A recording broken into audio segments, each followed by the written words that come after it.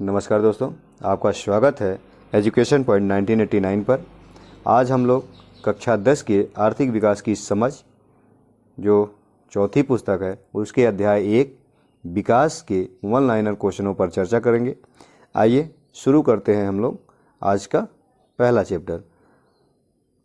तो पहले चैप्टर में क्या है? विकास। किसी भी देश के विकास के मुख्यतः 3 संकेतक होते हैं। कौन कौन से? पहला है प्रति व्यक्ति आय, दूसरा है साक्षरता दर और तीसरा स्वास्थ्य सुविधा की उपलब्धता। इसका मतलब हुआ किसी देश के विकास को मेजर करने के लिए, मापने के लिए उसके जो संकेतक होते हैं, जिन आधार पे हम किसी देश का विकास का जो हमारा पैमाना है देखने का, उसमें प्रति व्यक्ति आय, वहाँ के व्यक्तियों की आय क्या है प्रति व्यक्ति, वहाँ पे साक्षरता दर की स्थिति क्या है और स्वास्थ्य सुविधा की उपलब्धता कैसी है। इन तीनों स्थितियों में हम लोग देखते हैं, बात करते हैं। अगला क्वेश्चन है सरदार सरोवर बांध। सरदार सरोवर बांध जो है ये नर्मदा नदी पर बना हुआ है और ये गुजरात राज्य में है। सरदार सरोवर बांध नर्मदा नदी पर, और नर्मदा नदी मध्य प्रदेश के अमरकंटक से निकलती है जो गुजरात के खंभात की खाड़ी में जाके गिरती है, कच्छ की खाड़ी में।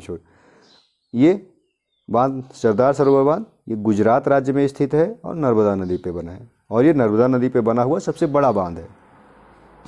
आइए अगले क्वेश्चन की ओर।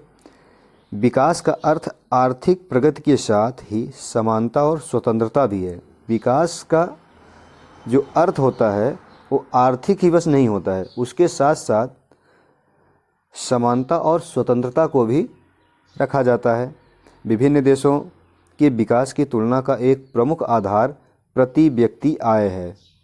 विभिन्न देशों में विकास का जो एक आधार होता है जिसकी तुलना हम करते हैं वो प्रति व्यक्ति आय पे करते हैं। जो इसे विकास के 3 पैमाने थे, प्रति व्यक्ति आय, साक्षरता और स्वास्थ्य सुविधा की उपलब्धता। तो जो प्रति व्यक्ति आय है ये ज़्यादा महत्वपूर्ण है, क्योंकि हम ज़्यादातर तुलना प्रति व्यक्ति आय से ही कर लेते हैं। विकास का पैमाना हम प्रति व्यक्ति आय को ही मान लेते हैं, जबकि इसके और अन्य फैक्टर भी होते हैं, साक्षरता दर और स्वास्थ्य सुविधा की उपलब्धता। अगले पेज में देखते हैं। विभिन्न देशों में विकास की तुलना का अन्य आधार औसत साक्षरता दर भी है। विभिन्न देशों में विकास की तुलना का एक अन्य आधार औसत साक्षरता दर है।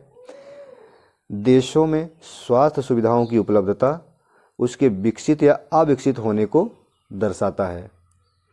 किसी भी देश में स्वास्थ्य सुविधा की जो उपलब्धता है वह क्या दर्शाता है? उस देश के विकसित होने पे या अविकसित है, कि वह देश विकसित है या अविकसित है, इस आधार पे वहाँ पे स्वास्थ्य सुविधा किस प्रकार की है। अगले क्वेश्चन की ओर बात करते हैं। किसी देश की राष्ट्रीय आय को उस देश की कुल जनसंख्या से भाग देकर प्रति व्यक्ति आय ज्ञात की जाती है। तो प्रति व्यक्ति आय क्या हो जाएगी? देश की कुल आय। देश की कुल आय में देश की कुल जनसंख्या का जब हम भाग दे देते हैं तो हमें प्रति व्यक्ति आय पता चल जाती है। प्रति व्यक्ति आय का ये फार्मूला हमें याद रखना है। प्रति व्यक्ति आय मतलब एक एक व्यक्ति की आय क्या है, तो उस देश में, उस क्षेत्र में रहने वाले व्यक्तियों की कुल संख्या, कुल आय, और बटे उस देश या उस क्षेत्र में रहने वाले लोगों की कुल जनसंख्या। ये हमारी क्या हो जाएगी? प्रति व्यक्ति आय। बहुत ही महत्वपूर्ण क्वेश्चन है। अगला क्वेश्चन, ये क्वेश्चन आपके अर्धवार्षिक में आ भी चुका है। विभिन्न देशों की प्रति व्यक्ति आय की तुलना के लिए उसकी गणना किस में करते हैं? डॉलर में करते हैं। विभिन्न देशों में प्रति व्यक्ति आय की जो तुलना करते हैं तो हम डॉलर में करते हैं। विश्व बैंक की रिपोर्ट के अनुसार वह देश जिनकी प्रति व्यक्ति आय 2019 में 49,300 रुपये US डॉलर प्रति वर्ष या इससे अधिक है, वो देश समृद्ध देशों की श्रेणी में आते हैं। कितना? 49,300 US डॉलर जिनका इससे अधिक है वो समृद्ध देश हैं। और भारत कैसा है देश है? मध्य आय वर्ग वाले देश की श्रेणी में आता है। शिशु मृत्यु दर क्या कहलाती है? किसी वर्ष में जन्मे प्रति 1000 जीवित बच्चों में से 1 वर्ष की आयु के पूर्व मृत होने वाले बच्चों का अनुपात। किसी वर्ष में जन्मे प्रति 1000 जीवित बच्चों में से 1 वर्ष की आयु के पूर्व मृत होने वाले बच्चों का अनुपात जो होता है उसे हम शिशु मृत्यु दर कहते हैं। 7 वर्ष या अधिक आयु के लोगों में साक्षरता का जो अनुपात होते हैं उसे हम साक्षरता दर कहते हैं। इसे हम 7 या 7 वर्ष से अधिक आयु के लोगों में या बच्चों में क्या कहते हैं, किसी भी एक भाषा को लिखने, पढ़ने और समझने का जो कैपेसिटी होती है, योग्यता होती है, उसे हम साक्षरता दर के अंतर्गत काउंट करते हैं। आइए अगले क्वेश्चन की ओर। अगला क्वेश्चन है, भारत का सर्वाधिक प्रति व्यक्ति आय वाला राज्य हरियाणा है। भारत में सर्वाधिक प्रति व्यक्ति आय वाला राज्य हरियाणा है और सर्वाधिक साक्षर राज्य केरल है। सर्वाधिक साक्षरता केरल में पाई जाती है और सर्वाधिक आय वाला, प्रति व्यक्ति आय वाला हरियाणा है। केरल में स्वास्थ्य एवं शिक्षा की मौलिक सुविधाओं की पर्याप्त सुविधाएं हैं, अतः वहाँ शिशु मृत्यु दर काफ़ी कम है। केरल जो है, स्वास्थ्य और शिक्षा की मौलिक सुविधाओं की पर्याप्त सुविधाएं हैं केरल में, इसीलिए वहाँ पे शिशु मृत्यु दर की दर कम पाया जाता है। HDI human development index, HDI का क्या अर्थ है? मानव विकास सूचकांक। H से ह्यूमन, D से डेवलपमेंट, I से इंडेक्स, ये इसका पूर्ण रूप है। ये भी आपके 1 नंबर क्वेश्चन में आएगा। और HDI के प्रमुख सूचक क्या हैं, HDI किस आधार पर निकाला जाता है, वो क्या क्या है? प्रति व्यक्ति आय, जीवन प्रत्याशा, औसत साक्षरता दर। HDI निकालने के प्रमुख सूचक, मात्रक या संकेतक प्रति व्यक्ति आय, मतलब वहाँ पे रहने वाले, किसी देश के अंदर रहने वाले लोगों की प्रति व्यक्ति आय क्या है।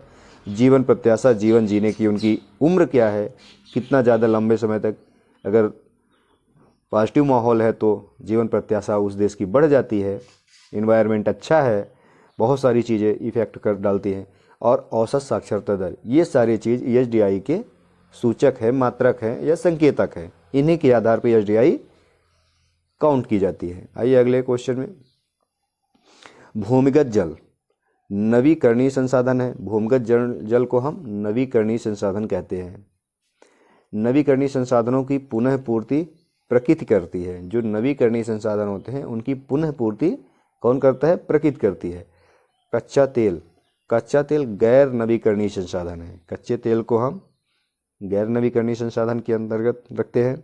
गैर नवीकरणीय संसाधन वर्षों के प्रयोग के पश्चात, कई वर्षों के प्रयोग के पश्चात समाप्त हो जाएंगे। ये एक इनकी मात्रा एक निश्चित है, ये संसाधन का उपयोग करते करते कुछ दिनों में ये समाप्त हो जाएंगे। जबकि नवीकरणीय संसाधन की पुनः पूर्ति प्रकृति द्वारा होती रहती है, इसलिए इसे हम नवीकरणीय संसाधन कहते हैं। और ये जिनकी मात्रा एक लिमिट में है, ये कभी न कभी ख़त्म हो जाएंगे, इन्हें गैर नवीकरणीय कहते हैं। भारत कच्चे तेल का क्या है? आयातक है, आयात करना पड़ता है। प्राकृतिक संसाधनों का विवेकपूर्ण दोहन धारणीय विकास कहलाता है। सस्टेनेबल डेवलपमेंट, धारणीय विकास मतलब प्राकृतिक जो संसाधन हैं उनका विवेकपूर्ण दोहन, ऐसे कह सकते हैं। जो हमारे प्राकृतिक संसाधन हैं उनका इस प्रकार से उपयोग करना कि हम अपनी आवश्यकताओं की पूर्ति के साथ साथ भविष्य में आने वाली पीढ़ियों के लिए भी संसाधन बचा रहे, इस प्रकार उपयोग करें, इसे हम धारणीय विकास के रूप में जानते हैं। आइए चलते हैं आगे।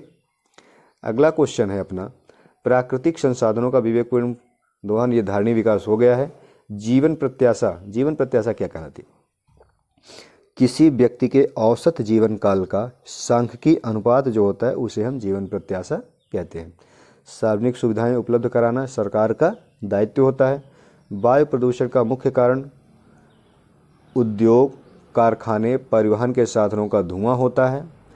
आणविक संरचनाओं में परिवर्तन विकास के साथ ही पर्यावरण की क्षति का भी कारण होता है। मानव विकास की रिपोर्ट कौन जारी करता है? UNDP। अभी हमने HDI देखा है, HDI के संकेतक देखे हैं। मतलब HDI मतलब ह्यूमन डेवलपमेंट इंडेक्स, और वो ह्यूमन डेवलपमेंट इंडेक्स कौन प्रकाशित करता है? वो प्रकाशित करने वाला है UNDP, united nation development programme. मानव विकास रिपोर्ट को UNDP प्रकाशित करता है। संयुक्त राष्ट्र संघ विकास कार्यक्रम, UNDP का ये पूर्ण रूप है, संयुक्त राष्ट्र संघ विकास कार्यक्रम।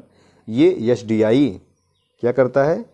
HDI को प्रकाशित करता है। बहुत ही महत्वपूर्ण क्वेश्चन है एसडीआई और यूएनडीपी, ये दोनों, और धारणीय विकास ये तो है ही। आइए देखते हैं आगे। आज की क्लास हमारी यहीं तक। थैंक्स। लाइक एंड सब्सक्राइब जरूर करें एजुकेशन पॉइंट 1989 को। ऐसे ही क्लास आपके लिए हम लगातार लेके आते रहेंगे। Thank you.